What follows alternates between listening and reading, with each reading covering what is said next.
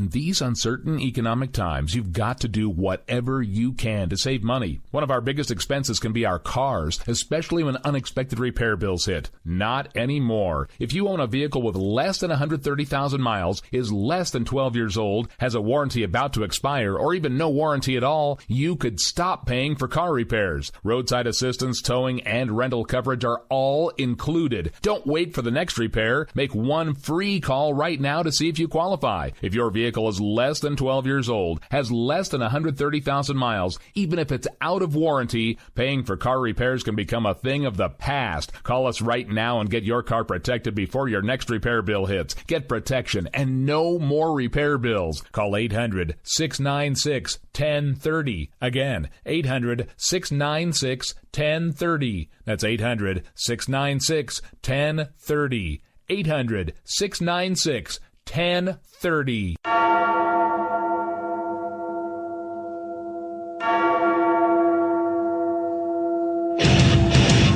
From the Vikings of Norway to my home down south to Washington, D.C., I've been around. I've seen it all, and I've come out on top.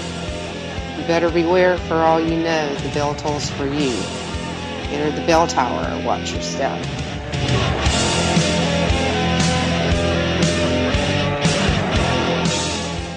I have with me Hammy. How you doing? Good evening, Luke. I'm doing great. How about yourself? I'm great. Welcome to For Whom the Bell Tolls. I guess it's tolling for you tonight. Yeah. We got the clips and the reading from the Book of Beaker are going to be pretty hard to compete with tonight anyway, so, you know, good luck with that one. I don't try to compete with the readings from the Book of Beaker. We got a really good one tonight about Mr. Sanders. Senator Sanders. Gotta love him, right? We promised to talk a little bit about national security and terrorism, and it has been quite a week, has it not, Hammy? Well, I mean, it's been a week, not just from a standpoint of the fact that these events have taken place around the world. It's a week from the standpoint of the reaction of those that we've elected to be our leaders to help protect us from these types of events that have gone on around the world. And these leaders can't bring themselves to blame it on, you know, radical Islam. These leaders can't bring themselves to recognize a clear and present danger that is ISIS. These leaders can't bring themselves to recognize that simply opening the borders even more to more people coming in from over in the Middle East who are using, you know, fake passports and things to get here. That's another clear and present danger. So, yeah, it's been a really unique week. Yeah, it's been a domino effect of things that led up to it too, and it reminds me a lot of 9/11 in that way. Now we're looking back and seeing a lot of the things that happened. The guy they caught today is responsible, they believe, for planning 5 attacks, including the attack on the train that the 3 Americans. So Abaoud is his name. And he's taken credit for it, or been given credit for it, and bragged about getting away from the intelligence agents. But you said our leaders are doing absolutely nothing. The dim debate was right before or right after? Because I was on vacation, quite frankly, last week. Well, not only was the dim debate right after, but they actually changed up their format so that they had a special set of questions right there at the beginning, which really offered an opportunity for those candidates to kind of lay out their plan for dealing with not only the current situation, how they would deal with it, but how they will deal with it going forward, to talk about what led up to it, to talk about how the president's handled these things so far, what would they do differently. And basically, it was an entire session of a group of apologists for the current president, and totally, you know, unwillingness to blame anything beyond climate change. So that whole part of the debate that they set aside for this was a complete waste of time, because, well, the whole thing was anyways, but it was a complete waste of time. And that what we really came out of there with is it can't be blamed on radical Islam. They can't bring themselves to say it. I mean, they wrestled with Hillary to try and say it, and she just couldn't bring herself to it. And Bernie Sanders says that it's all, you know, on account of climate change. So that was the dim debate's response to to 120 something people haven't been killed the night before. Well, okay, so and this was going to be about national security. We've got a reading from the Book of Beaker about Bernie Sanders that highlights some of that idiocy from, all of them trying to dance around the question of what is the problem. And we've heard it, said it, we've all said it. I've heard it a million times. If you can't name the enemy, you can't defeat the enemy. Well, eventually you have to assume that they're not trying to defeat the enemy. You still with me, Hammy? Yeah, I am. Yeah. I mean, if you're asking me, are they trying to defeat the enemy? I mean, I think most people have a sense of self-preservation, even liberals. I think in their mind, though, it's their approach to self-preservation which differs, completely from ours. They literally believe. I can't remember who it was that I saw the other on an interview yesterday. I believe it was on NBC. She was a previous national security advisor, or one of the national security advisors, and was literally sitting there saying, "Look, these people have been trying to tell us, what their problems are with the West. These people have been trying to tell us, what their issues are, and that every time we sort of acquiesce to what their demands are after they've done something like, bring down the World Trade Center, or, the attacks in England or the attacks in France, that we recognize that we need to basically acquiesce, not to the terror, but that we need to recognize the fact that they have legitimate issues. And when we react to those, well, then, gosh, by golly, they don't attack us anymore. Now, this idiot's basically sitting there saying that we haven't been attacked in the last 14 years on American soil in something like 9/11 because they recognized that we were going along with, whatever it was they were trying to tell us. Right, and I think that's a really, that's a really great segue. And we're going to do the Book of Beaker because there's a line in there, about just what you're talking about. So, yeah, sure, if you say that terrorist attacks are workplace violence, then we haven't been attacked on U.S. soil. Let's listen to our reading from the Book of Beaker and take a break and laugh because it's hard to do. Here we go. A reading from the Book of Beaker, Second Socialist, verses 12 through 23. Feel the burn with all your heart, mind, and soul. In all your ways acknowledge him and regurgitate his teachings. For it is the only way some patchouli stinking armpit hair having liberal female might grant you intercourse. You poor sackless little beta. Do not be wise in your eyes, for such is the way of microaggression. Do not think, for this is not what 5½ years of liberal arts education has instructed of you. The gospel of talking points hath been delivered unto the faithful.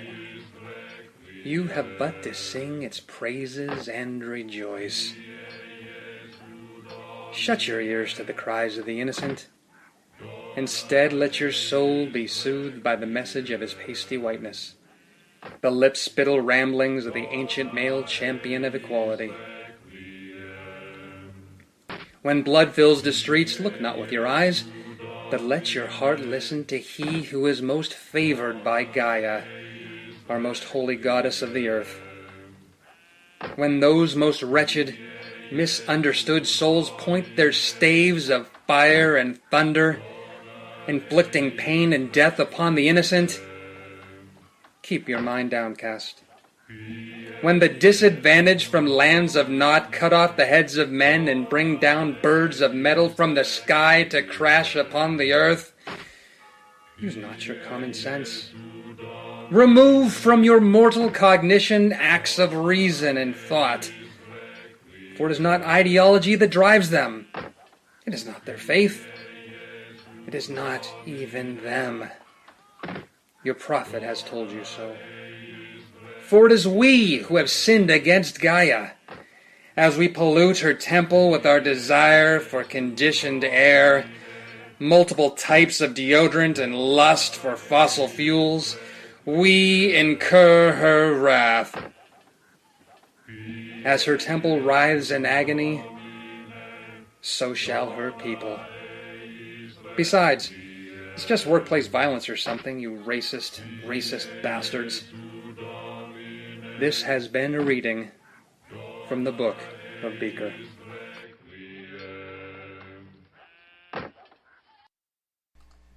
Yes, I don't know if that one should mark that explicit content. You think maybe, Hammy? Wait a minute. Hold on. Tell me if you can hear this. I was knocking myself in the head with the pieces of wood or whatever it was those guys were calling. Yes. Remember that in the movie? They're watching pieces of wood. Yes, exactly. That's the perfect for the reading from the Book of Beaker is the Monty Python in the background. So it's just workplace violence or something. So yeah, we haven't been sure.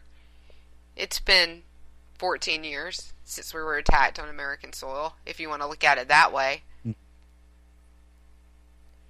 Well, I mean, and technically speaking, it has. However, you can say that there have been, kind of the one-offs and things like that. By the way, I am not in any way minimizing the impacts of things that have occurred. For instance, obviously Fort Hood up in Boston, and that sort of thing. But what I am saying is that in 14 years, we haven't been attacked in the same sense either as, for instance, they have in London, as they have twice now in Paris in the last year. And in one sense, we've been very fortunate. In the other sense, I think that our government, for the most part, has done a fairly decent job. I think they've done a better job. In some of that. Yeah, I think they've done a better job than a lot, and I think that the strength of our, and as much as I hate to say it because you know how I am, but there are some strengths in some of our bureaucracy and law enforcement. If you're going to put money, this is where I agree with the neocons. If you're going to put money in the government, put it into keeping us safe. That's all I want. You can use my money, you can have my tax money, but put it into keeping me safe and securing our country. Right, exactly. Yeah. Well, that's the number one thing that the government's supposed to do, right? They're supposed to protect us. Exactly. They're supposed to secure our borders. There's a few things that are written in the Constitution right there at the beginning that the government's supposed to do. And I think that most people's problem is that on the surface, when you can clearly see not the NSA listening in on phone calls, not the emails, not the potential for finding some groups that are already here, but the very lackadaisical attitude that this president has had towards ISIS from the very beginning, when he started calling them the Junior League or the JV team or whatever the hell he got, the Junior League, the JV team. To this, we really don't care, and you're all a bunch of racist bastards if you're going to open up you don't want to open the doors and bring in 3-year-old babies. So that's what people have a concern about.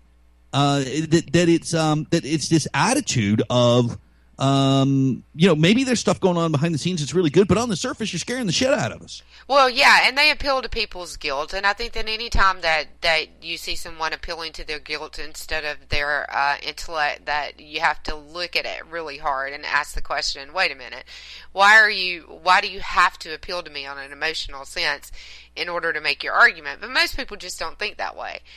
But you have to look around and say, okay, how did this happen to France? And how do we keep it from happening to us? And it happened to France for a lot of reasons. And they've even their defense minister came out and said, well, we know that part of it is because we've been so active in Syria. Well, maybe, but you've changed your country over the last decades. Yeah, exactly. It's the cultural shift, right? Mm-hmm. Look, it's very simple.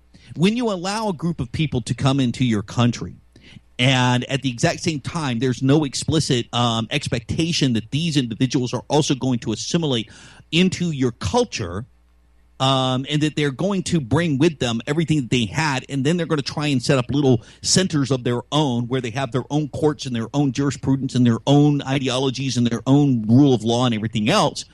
You're creating a little echo chamber in which the jihadists and whoever else are up there preaching about this stuff, for that stuff to just bounce around inside of there. They don't become part of the countries that they're going to, and they're not going to do it here either.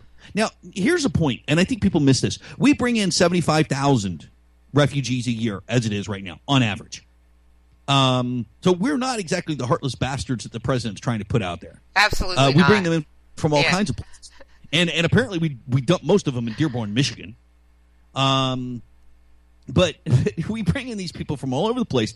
And we probably, I can't say whether we've done a good job of screening these folks or not, but I've seen some of this stuff that's happening in some of these American cities where they do the exact same thing here. They not only try to retain their culture, but they do really isolate themselves.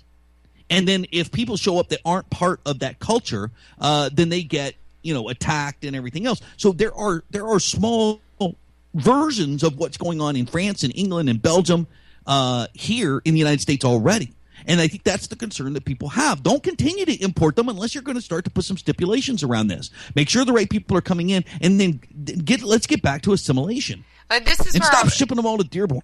Yeah, exactly. And this is where I want to give a shout out to our governor, Pat McCrory, who did not make the strongest statement on refugees, but he did make one of the best intellectual arguments on it. And he actually kind of busted their process for doing it a little bit, which nobody else was really talking about. I will concur with everything that he says, having been in the business. They are brought to this country and processed in this country primarily through an NGO system. And they rarely, if ever, touch the government. They maybe when they come through customs, and that's probably going to be about it. That is if they have a refugee status. If they want to get citizenship, of course, they have to go through another process to do that. But as a refugee, they barely touch the government, and they're processed through an NGO process that starts with the UN. So, extrapolate from that what you want to. McCrory confirmed that we're not finding out anything about these people. There's no vetting process. From what he said, my gut told me it's always been that way. From what I know, my gut tells me it's always been that way. It's the Syrian-French connection that changed it in the minds of the governors. It was always okay for it to be that way, but now it's not. Mm-hmm. Well, let's face it. Okay, we're arguing about bringing 10,000 people into this country, a country of 300 million. Can we potentially manage and handle 10,000 people? Yes, I believe we could. If we didn't just have this, kind of lackadaisical attitude about bring them in, dump them, and let them go where the hell they wanted, if we actually tracked them, figured out a way to do that, then I think for the most part, 300 million people wouldn't mind 10,000 people showing up. Right. If you could screen them, which you can't. And secondly, if you could bring them in. But let's be honest here, okay? Let's be honest here. I'm going to do here. You're getting a preview of my show tomorrow night. Let's be honest here. Most of this is a cover. It's a screen. It's a freaking smoke screen. It's a sleight of hand job, okay? Because here's what's really going on. The entire Syrian problem has been caused by Obama in the first place. He decided that he was going to sort of attack Syria to try and unseat Assad. He basically forced Assad to fight on two fronts against ISIS to the north and supposed rebels to the south. The only army that actually has the potential to do any damage here, because it's the only army there, is hamstrung by fighting us and ISIS at the same time. So, yes, you have a country that's torn in three different parts at least. At least. And in the end, you've got people that are fleeing there. Hell, you've got 7 million refugees that are in Syria. They're still there. They're refugees in their own damn country. Now, remind me of how you've long had 3 million that have... Yeah, remind me of how long this has been going on. It's at least 2 years now, right? Well, about 2 years that we've really been involved in this aspect. But he's had a hard-on for Assad since he came into office. But let's be honest about that too, okay? Obama basically has a hard-on for any quote-unquote dictator. Now, that just shows a complete and utter lack of understanding of how the Middle East works, okay? They're all dictators. You look at Egypt. He was getting all kinds of tinkles down his leg or whatever the hell that term is when the Muslim Brotherhood took over. And the people of Egypt said F you very little, and they put essentially a dictatorship back in place because they put the military in. And now you have Egypt is actually a fairly stable country. You've got Libya right now, which is basically crying out to have a dictator. In Syria alone, 10% of their population was Christian. Okay? And the Christians weren't complaining. Fact is, the only people, get this, the only people that we've ever technically accused him of either using gas stuff on or doing whatever it was they've accused him of doing, weapons of mass destruction, are the quote-unquote rebels that we've been arming. Now, I'm not one of these people that sits there and says, we shouldn't go to war in other countries to right wrongs and stuff. I'm a freaking neocon, okay? I'm ready to get out and kick some ass when I think that the poor untrodden are being trodden on, right? Right. Or poor downtrodden are being trodden on. Hey, let's find some untrodden and trot on them. But in this instance, we were the ones who were supplying the weapons for the people that were fighting him. We were fighting a proxy war.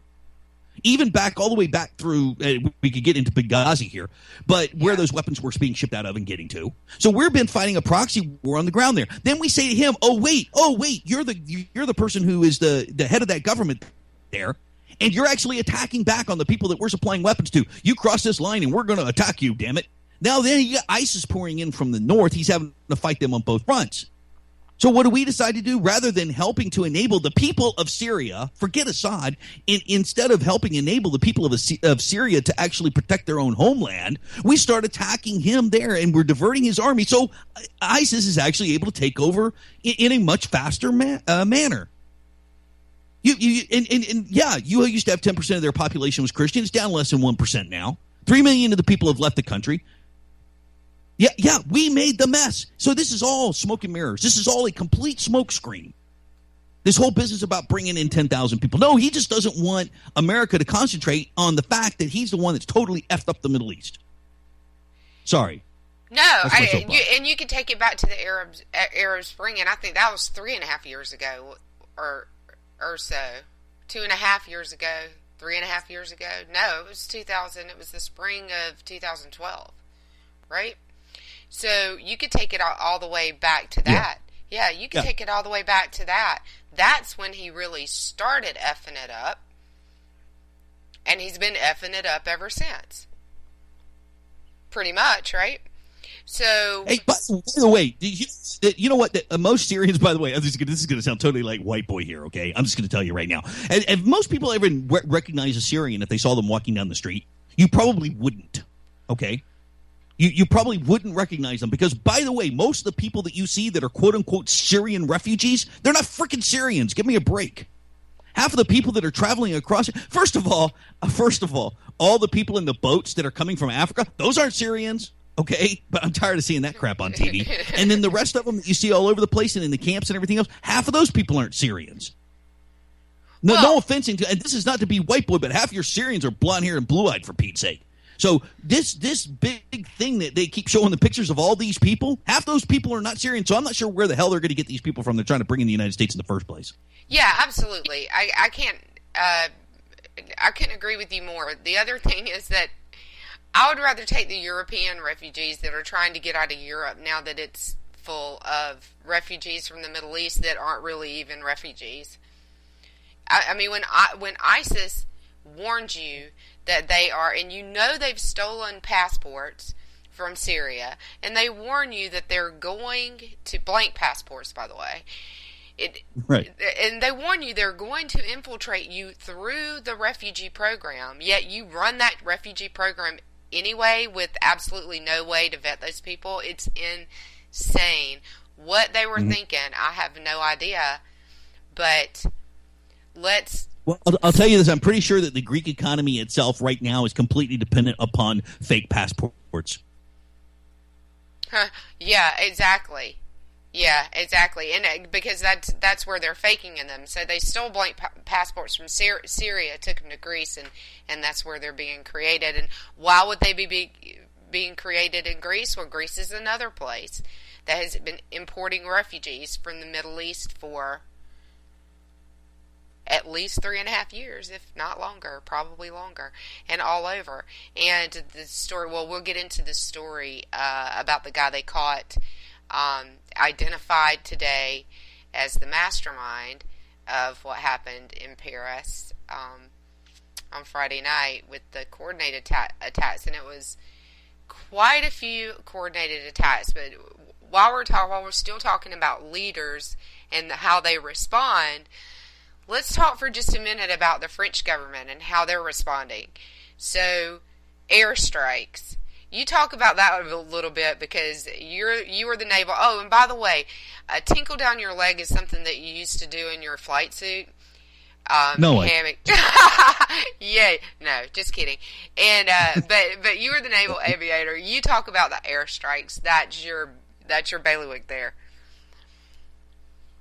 Well, I mean, I don't know everything they've been hitting. I've seen some of the HUD tapes and such from it, that have been like on Live Leak and you know what? It's funny because the Russians, they don't even use Live Leak. This, somebody has to smuggle this stuff out. They just post this crap all over the place.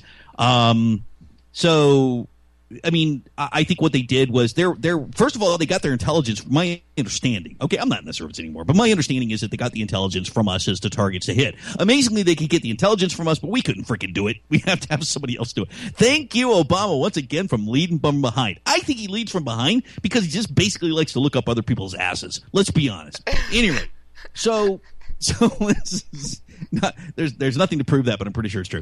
And But basically, they've been going in and hitting places in Raqqa, which is essentially where ISIS has set up their little headquarters or whatever. I mean, how bad is this? Here's a group of people that are basically making about $2 billion a year off of stolen assets, oil, and et cetera, right? That they get from basically from northern Syria and northern Iraq right this second. So they're pretty well set, okay? And we could go in and cut off those same avenues of monetary money for them, but we don't. No, France goes in and does it, and Russia goes in and does it. Thank God we've got Putin to defend us. Oh my God! Yeah, but they've basically been going in and hitting things like refineries, wherever they think the command and control centers or whatever they might have. Right, real targets of interest. Yeah, and they've been going really in and hitting those. And I think they hit 20 to 40 or something of them in the first couple of days. The Russians have been backing that up by going and hitting something, and we've been playing tiddlywinks. Exactly. We've been sending more aviators into harm's way with bombs and having them come back with bombs. Putting them in harm's way basically for nothing. Oh, but we flew a sortie. Well, you didn't drop a bomb. When did military aviation become about not dropping bombs? Anyway, we won't get into that. but the contrast, and when in our life, Hammy, did you ever think that in our lifetime we would see that contrast between France and the U.S. when it came to military action? No, it kind of pisses me off because traditionally I've been able to poke fun at France. Yeah. Exactly. So, that's what kind of aggravates me too. Now, the other thing that France is doing that I hope that we never do, and I'm really glad that we're not doing, is that they're talking about changing their constitution to create a whole new level of martial law. And the phrase that they used was so that they can take action or restrain or make someone wear an ankle bracelet if they feel that their behavior might disturb the order of things. That's paraphrasing. That's pretty scary. Now, this is in France where they've had 600 raids since Friday. They don't have Fourth Amendment protections. They have no protections in the French Constitution to keep the police from just barging in your door just because they want to. No warrant. What's a warrant? So, I don't know about that. We debate the Patriot Act. What they're doing in France is so far beyond the Patriot Act that it's not even funny. So, this is what really aggravates me about leadership globally, is that you let this horrible situation come about and be created from just pure stupidity, And then you crack down on people's freedoms in order to try to solve it. Mm-hmm. Well, think about it this way. You've got the exact same country that is now saying, yeah, wear ankle bracelets and we barge in your house anytime we want and, want to declare martial law, et cetera. These are the same blithering idiots that have allowed all these people to come in their country, in the first place and set up their little enclaves. Okay, right. So it is consistent. It's consistent for them to underreact and overreact, right? To be complete pacifist on one hand and very liberal socialist and be all accepting of everybody back. France is so damn socialist that even if you show up there and you really are a bad guy, but you somehow or another get to stay, hey, all your medical and everything else is taken care of, for the rest of your life and everything else. So that's who they are. I've talked about this before, and it's a little sideline here, but we all kind of went through our sort of revolutions around the same time, right? We did, France did, England even had theirs, right? I mean, it didn't work out too well for them at all, period. But there were some really distinct differences.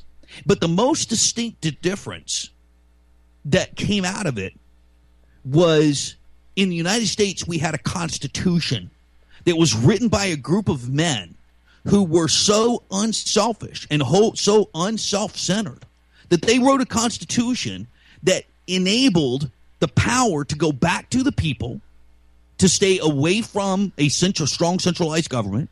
And not only that, but that people, if the people did it as a whole, it takes 2/3 of them, but if the people did it, 3/4 of them, if the people did it as a whole, they could literally change what those men wrote. But it takes the people as a whole to do it. And that's they saw long term, and these people over in France, no, I mean, for Pete's sake, they just lopped off the heads of most of everybody they didn't like. We didn't do that here. Well, they did, and they've been through several iterations of their constitution since. And we won't get into Charles de Gaulle and all that craziness, and all his constitutions. I think he had 3 were attributed to him just alone. But they've been through all these. It's a big difference. So you can see, right? So that was, they did that for a reason. That's just another great example of our founding fathers were not stupid. They did what they did for a reason, and that's why it's completely insane over there, and not quite yet so much here. But we got to be careful. We could be there. Yeah, we're 300 million people. We're a whole lot bigger. There's a lot at elbow room still. We're out in the boonies. We both of us are not in very populated areas. But it doesn't mean that it couldn't happen. And once you start down that road, it's one of those slippery slope things. You start down that road, and before you know it, you're slide out of control. It's too late. Sure. Yep. Absolutely.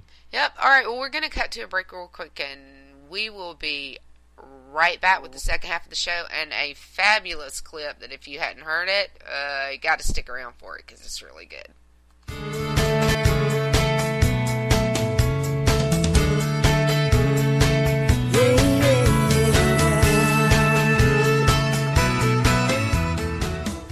K98Talk.com, a leader in internet radio. So grab your seatbelts and take the ride of your life on K98Talk.com.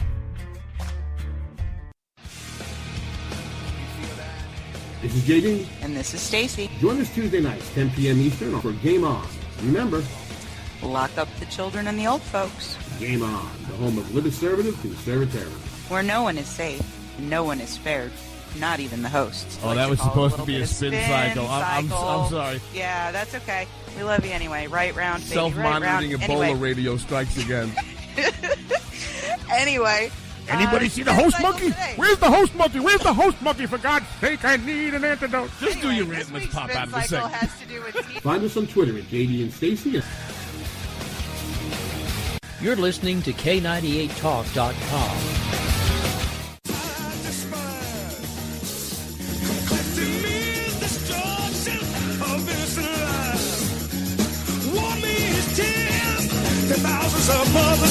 The internet will never be the same. You're listening to K98Talk.com. Whoa! Good God, y'all. What is it good for? Absolutely.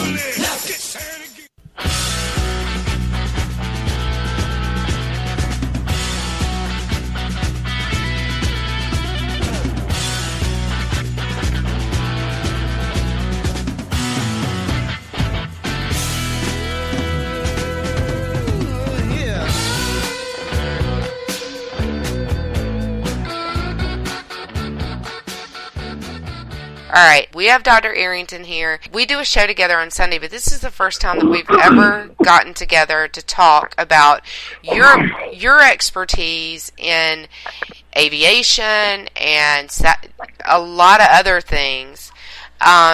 So your background, you started your young adult life as a naval aviator. That was really your first profession.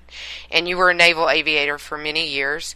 You flew you were the aerostat, expert of the week for when the aerostat balloon or blimp or whatever you guys call it broke loose, and you were on CNN and Fox News, and so you have a lot of background with aviation and satellite imagery and things like that, right? So you understand kind of what's going on, or you'd be able to answer some questions for us tonight about what's going on with the Russian airliner that was still a bit mysterious.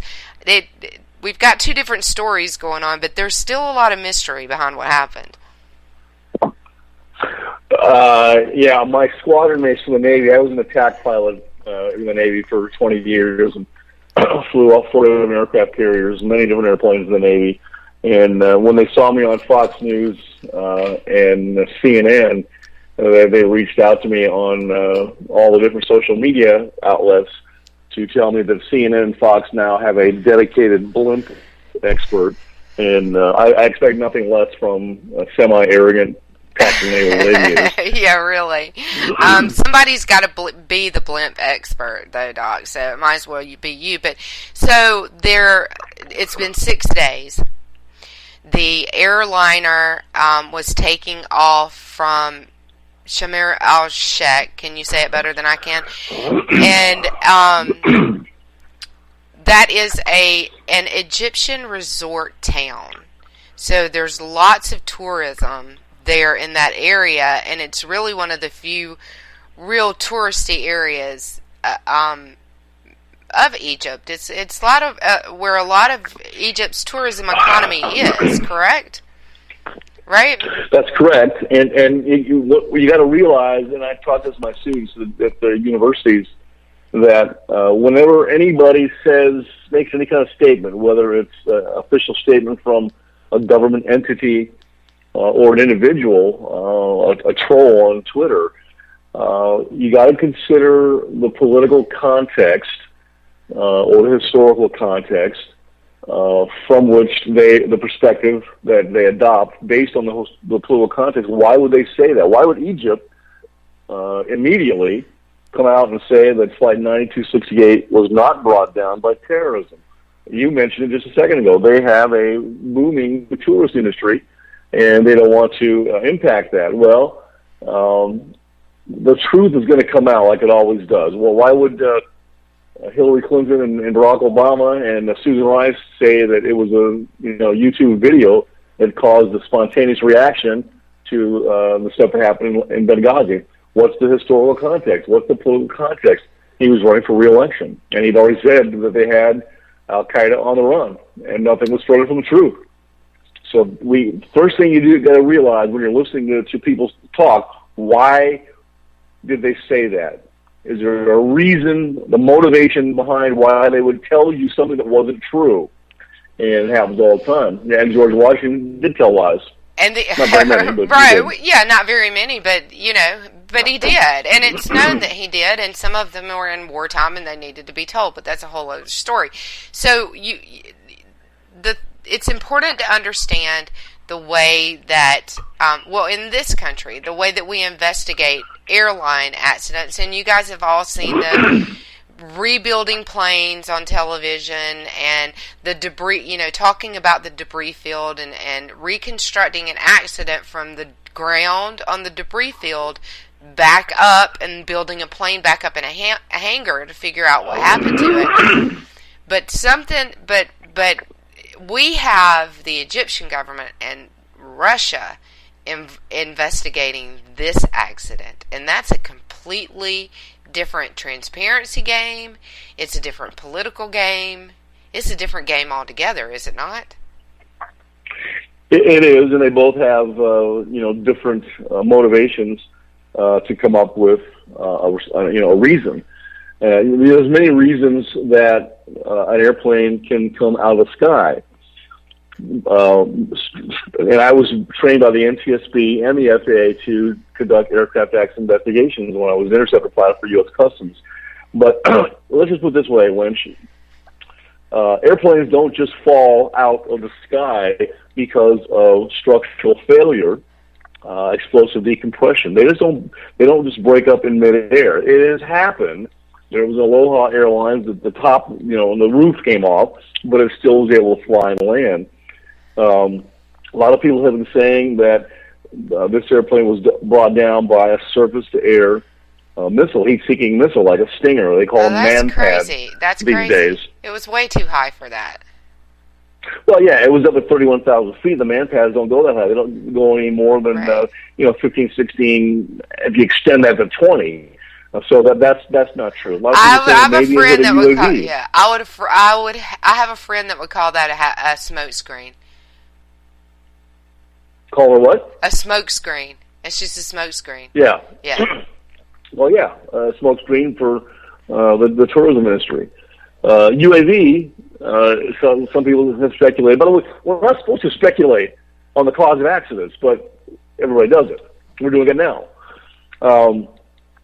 What we try to do in aircraft accident investigation, you realize that in natural science, one variable can cause a result.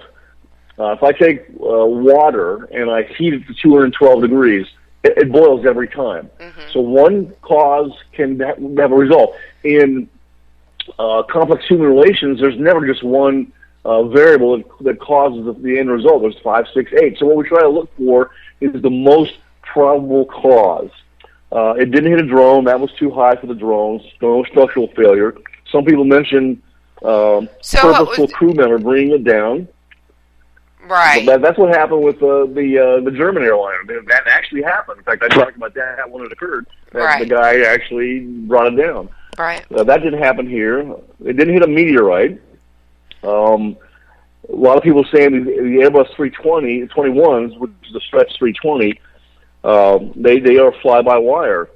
It could have been a computer failure that gave some sort of abrupt command to the airplane and made it break apart and have explosive decompression, have the tail fall off. I highly that's doubtful. It wasn't a meteorite. What I am going to tell you right now, more than likely, since the space-based infrared radar system that we have up in space picked up this heat plume, they didn't pick up 3, they picked up 2. If they picked up 3, that would indicate that we probably had a launch of a surface-to-air missile from the ground. That's the first heat plume. Then it explodes by impacting the airplane. The proximity fusing would blow up the airplane. That's the second heat plume, and then it would impact the ground, and that'd be the third heat plume. That didn't happen. The SBIRS infrared system that we have in space with the satellites, which we have several of them that are orbiting in what they call the geospatial geosynchronous orbit right over the Mideast, and so they constantly watch the Mideast. It only picked up 2 heat signatures. So to me, that means there was some sort of an explosive, an incendiary device that was placed either on the exterior of that fuselage of the airplane or actually on the airplane. Probably somebody at the airport there, at the Yabba Dabba Doo Airport, or whatever they call it, put a bomb on the airplane, probably in the baggage, and it exploded. And to me, that would be, at least initially, the most probable cause of this 9268 aircraft going down. And that would be the first things first. I wanted to talk to you about the satellite signal that they picked up, because they did pick up the infrared, as you call them, plumes, and they picked up 2 of them. And how hot does that have to be?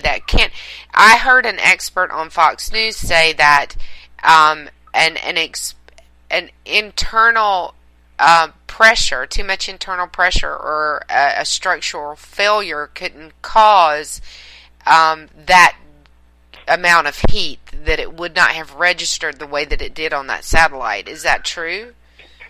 That's true. Well, you have to have the actual temperature that the SBIRS picks up the heat plumes on the Earth is classified. But it's got to be fairly hot. Now you remember we had TWA 800 in the United States that the FBI investigated that accident. That should have been the people's first clue that this TWA 800 was not just a mere aircraft accident. The FBI doesn't investigate mere aircraft accidents. That's the NTSB in conjunction with the FAA. It's the NTSB's responsibility. So they had the FBI investigating that, and they came to the conclusion that it was explosive fuel vapors, if I remember right, that combined with a short circuit in the electrical system that brought down TWA 800. I want to tell you right now, that was a complete bull-faced lie.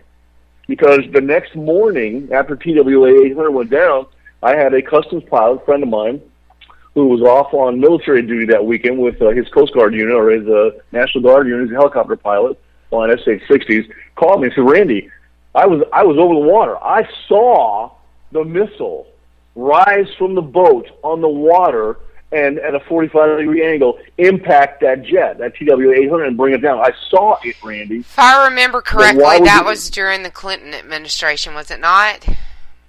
Yeah, and why would the FBI lie to you? Why would the Clinton administration lie to you? Why would Barack Obama lie to you? Historical context. They can't have that type of stuff be public knowledge because they have to protect themselves and their political power and keep the people, in the zoo. Buy some cob, throw them a hunk of meat. Right, and Putin is doing the exact same thing. The way that one of the articles that that you and I read today, and one of the things that I sent you was the phone call that Putin made to Cameron. So we've talked about the satellite imagery in the historical and political context. So, and we've talked about the different stories that are going on. So Prime Minister Cameron has been the most outspoken about it. It pretty much had to be a bomb at this point because his intelligence is pretty much saying the same thing that you've been telling us tonight, and evidently President Putin gave him a call to let him know that was somewhat irresponsible of him and that he should wait for the Russian-Egyptian investigation to go forward before making those sorts of claims. Oh, I can understand why Vladimir Putin would say that. I just kind of mentioned that earlier. We were discussing it. You don't want to speculate on the cause of an accident, but we all do it. And so, but if it was a bomb, which I'm going to tell you right now, that's the most probable cause that brought down 9268 was a bomb planted on the outside exterior, more than likely in a bag in the baggage compartment back underneath the tail, and then knocked that tail off. By the way, this is not common knowledge yet, but that tail was found on the ground a goodly distance away from the rest of the main wreckage. When you go back to TW-800, guess what? The heat-seeking missiles seek heat. What's hot on a jet airplane is the engines. And the jet engines on that TW-800 were found a significant distance away from the main wreckage. What does that tell you? They came off first. They were hit first by the surface-to-air missile. So he's right that we're not supposed to speculate, but I'm going to tell you, in Dr. Ray's humble opinion, the most probable cause was a bomb placed on the airplane. Now, why would an airplane taken off out of this Yavin Avenue airport there in Egypt have a bomb placed on it? Well, because Russia has been kicking the crap out of ISIS ever since they started the bombing campaign there. Pretty much embarrassing your president of the Islamic communists in the White House, who's been doing nothing, basically. But they have been kicking the butt of ISIS. So this is a retaliation for that. This SBIRS infrared, the space-based system, was built by Lockheed Martin. I think Northrop, that was the main contractor. And if I'm not mistaken, I think Northrop Grumman was involved also as the payload integrator. But it works like a champ. And our satellite system, a lot of people don't realize this. Our satellite system, they're fabulous. You know what, Lou? If they wanted to train the satellite imagery on you, they could pick up your eye color They could tell what color eyes. They're that powerful. They can see what's going on. Trust Wonderful. me. They're expensive. They're expensive, and you got to make sure they. But we have, like I said, we have several of these SBIRSs that are in this geosynchronous orbit, which means it's in the same orbit as the United States. They stay as the planet Earth, and they stay right over that same position, looking at the same spot on Earth all the time, because this is the type of orbit that they're doing. So they're looking at the Middle East all the time, because it's basically a hotspot for things that are going wrong in the world. Right. Well, you talk about them being. That's the first place I'd ask you to put that satellite if you asked me where to put it. That's the first place I'd tell you. But so good. I'm glad. As long as they're watching them and not us, that's wonderful. I don't need for them to see my eye color. It's brown, by the way, NSA, so you don't need to look at me to tell. So No, I've seen you. You have one brown and one blue. I've seen it. No, it's not true. Stop it. So we have these two plumes, which you say indicate an explosion on the plane and then a larger explosion. Impact on the ground. On the ground. This thing had just taken off. I think it was like 20 minutes in the air. And it was headed back to Russia. I mean, it was full of gas, full of fuel. Probably, so the second plume was when A321 has about 50,000 pounds of gas on it, when it takes off full. So it exploded in the air and then exploded again when it hit the ground. Well, it explodes in the air. These types of man pads, I mean, this type of weapon will explode it right there, and it would blow that tail off probably right away. Right. And so then the airplane, they have it on radar, and the airplane started to slow down, and then it started to spin down, into the earth. And then when it breaks apart like that, the radar is still reading the IFF signal coming off that box in the cockpit, even if it's free floating. So it's still reading what's going on. But then the second impact, causes the second plume that the SBIRS from space will pick up. So if you had three heat sources of plumes, that's a missile. But you only had two, so that indicates it's more than likely a bomb that will explode in the airplane. So, Dr. Arrington, so far we figured out that the Egyptian and the Russian government both have very good reasons to kind of suppress the truth here. And we've also found out that our satellite pickup made it look like it's definitely not a surface to ground, but most likely an explosion that took place on the plane. I don't want to say bomb, even though a lot of news sources are saying that. And there was a you can take it with a grain of salt. It's a Telegraph, but they said that British spies had actually found a bomb, but it was the Telegraph, and I would certainly never say that was true. It was one news source, and I have a standard about having more than one news source for something. But so that's what we know so far. Lots of rumors, disagreement. ISIS had a really good reason to retaliate against Russia. Russia has a really good reason to try to hide that retaliation. And Egypt has a tourism industry to protect there. What do you think we can expect from this investigation? I expect it to go on forever. Yeah, well, they can't allow it to go on forever. Eventually, you got to come up with a reason. And you're gonna find out there was a high incendiary explosive device, and then you'll have Egypt coming to the table and coming up with enhanced techniques to take care of the security situation that this particular airport, as I understand it, was kind of lax. And we have some lax security in our own infrastructure in aviation, although the TSA guys are there in force, but they just had a situation where a whole bunch of those guys didn't pass. It was a big time failure rate. But when you talk about Russia and using their MiG-27s and Su-29s, they've been blowing the hell out of the ISIS people. And they had been one day they had destroyed like 48 or 49 targets. And I think real targets, I'm not talking about, these crap targets that Obama's having our guys go blow up, maybe 3 or 4 or 5 times a day, or come back to the carrier with their bombs still on the airplane. Well, I was going to say that Russia's actually dropping their bombs. Yeah. When I was in CAG 2, the Air Wing commander there was a guy named Captain John Waples. His call sign was Spine Ripper Waples, and he had a saying that in Carrier Air Wing 2, if you have hung bombs when you come back to the ship, pick up a heading of 270 until you run out of gas. In other words, there were going to be no hung bombs in Carrier Air Wing 2. We got our bombs off and on target. Because your motto was... And that's what Putin's been doing with his Air Force. They've been hitting these guys hard. Because and basically, he understands... the success has been forcing us to do something. Obama's got to do something now because of this. Well, and good for him for that, And I actually saw someone from... Russia say on Twitter the other day that Americans love Putin more than Russians do. I don't know about that. I certainly don't love the man, and I would not want to live under his rule.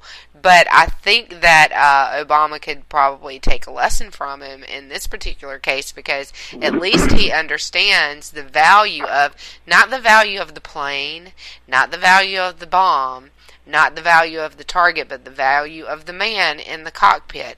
And you don't put them in harm's way and give them bombs to drop and then not drop them. You don't send them into hostile territory for nothing. But we've talked about that, and that's kind of a pet peeve of mine. It makes me really angry, so we won't get hung up on that. So we've learned all these things.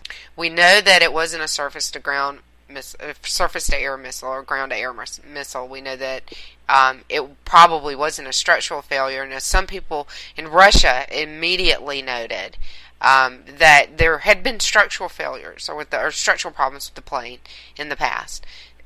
What do you think that was about? And we've already determined that, from the same things that we've heard and seen and know, that it could not have been a structural failure in the plane, in the fuselage itself, right? This particular A321, which is just a stretched A320, it is like a 757, and it's fly-by-wire. This particular airplane involved this accident. It was about 18 years old, which is not really all that old in aviation for airplanes, that sort of thing. Was fly-by-wire, but it had a previous incident where they had a tail strike, which occurs every now and then. But they fixed it. A lot of people, are probably going to say, well, they didn't repair it properly, and that's what happened. That's why this, tail feathers came off. That's why you found it a goodly distance away from the rest of the main wreckage. I just find that, to be highly unbelievable.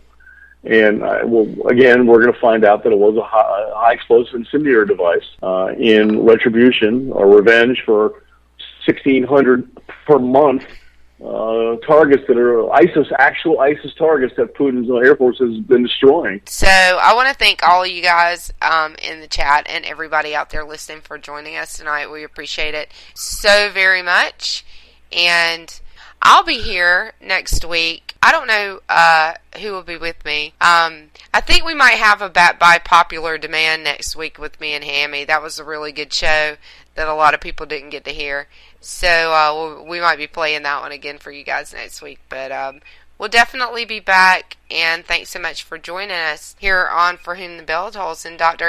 Arrington, thanks for helping us understand some of the more complex issues with the satellites. And we didn't get to the rumors about the Israeli exercises that were running at the time, but they were pretty much debunked rumors, so we probably didn't need to go there anyway. You guys all They were all lies. Yeah, they were. They were all lies. So you guys have a wonderful evening, and we'll catch you next time. Take care. Thank you.